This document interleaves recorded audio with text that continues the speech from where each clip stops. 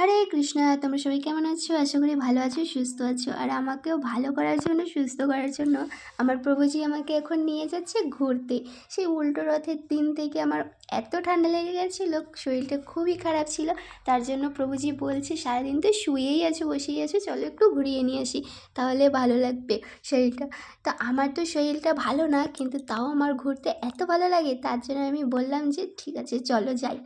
তো আমরা এখন বেরিয়ে গেছি। আমরা যেখানে থাকি ইসকন নিউ টাউন গোশালা মন্দিরের ওখানে থাকি। তো ওখান থেকে আমরা বেরিয়ে গেছি ইসকন মিন্টু পার্ক যাওয়ার জন্য। তো দেখো এই যে বিশ্ববাংলা গেটের এখান থেকে আমরা সোজা চলে এসেছি।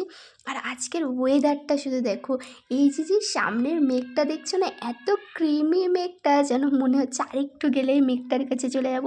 আমি তো সারা রাস্তা শুধু এই ওয়েদারটা দেখতে দেখতে এসেছি। আকাশে এত সুন্দর মেঘ, আর এই যে আইটিসি বিল্ডিং, আর এর পাশ দিয়ে দেখো মেঘগুলো জাস্ট এত দারুণ লাগছে না। মানে ফোনে এতটা ভালো দেখাচ্ছে না, কিন্তু সামনে দিয়ে কালকের ওয়েদারটা, মানে এটা কালকের ভিডিও ছিল, এত সুন্দর লাগছে না, জাস্ট কি বলবো। মানে এক এক জায়গায় এক একটা মেঘ যেন এক একটা আকৃতি নিয়ে আছে, এত সুন্দর লাগছিল।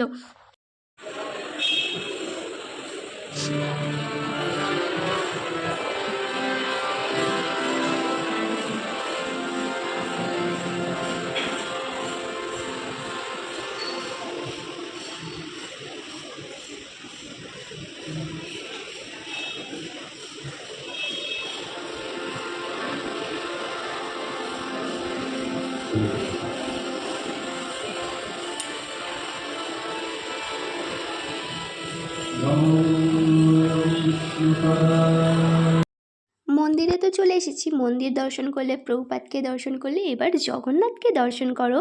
এই সেই জগন্নাথ যারা হচ্ছে ইসকন কলকাতার রথযাত্রাতে বেরোয়। আর এই হচ্ছে রাধা গোবিন্দ ভগবান, আর পাশে হচ্ছে গৌরাঙ্গ মহাপ্রভু। তো এখানে বেশিক্ষণ আর থাকবো না, কারণ প্রভুজি যেই দরকার এসেছিলো ওই দরকারটা হয়ে গেছে, এবার চলে যাবো। এখন খুবই খিদে পেয়ে গেছে, তার জন্য চলে এসেছি এখন গোবিন্দাসে। এখান থেকে একটা ভেজিটেবিল নিয়ে নিয়েছি আর একটা রসমালাই নিয়ে নিয়েছি। রসমালাইটার নাম যেন কি আমি ভুলে গেছি। যাই হোক, এখন এটা খেয়ে আমরা এখন বেরিয়ে যাব। ওখান থেকে বেরিয়ে সোজা চলে এসেছি ভিক্টোরিয়ার পাস থেকে। ভিক্টোরিয়ার পাস দিয়ে তো অনেকবার গেছি, কিন্তু ভিক্টোরিয়ার ভেতরে একবারও যাইনি। আর এখান থেকে ভিক্টোরিয়াটা দেখা যাচ্ছে, কিন্তু বুঝতে পারবে না, কারণ আকাশে তো প্রচুর সাদা মেঘ আছে, আর ভিক্টোরিয়াটাও সাদা, তার জন্য দেখতে পারবে না।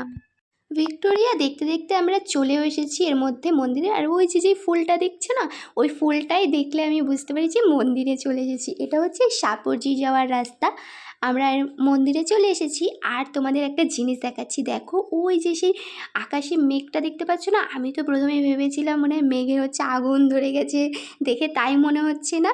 ফোনে তো অত বোঝা যাচ্ছে না, কিন্তু দেখে তাই মনে হচ্ছে। দেখো আমরা মন্দিরে চলে এসেছি, এখন সন্ধ্যা আরতির টাইম, তাই ভাবলাম মন্দির থেকে ঘুরেই যাই। তো মন্দিরে চলে এসেছি, এখন সন্ধ্যা আরতি হচ্ছিলো, আর খুবই খিদে পেয়ে গেছিলো, তাই প্রভুজিকে বললাম যে মন্দির থেকে দুটো রোল নিয়ে নিই। তো আমরা এখন বাড়ি যাচ্ছি। যদি ভিডিওটা ভালো লাগে অবশ্যই একটা লাইক দিও। হরে কৃষ্ণা।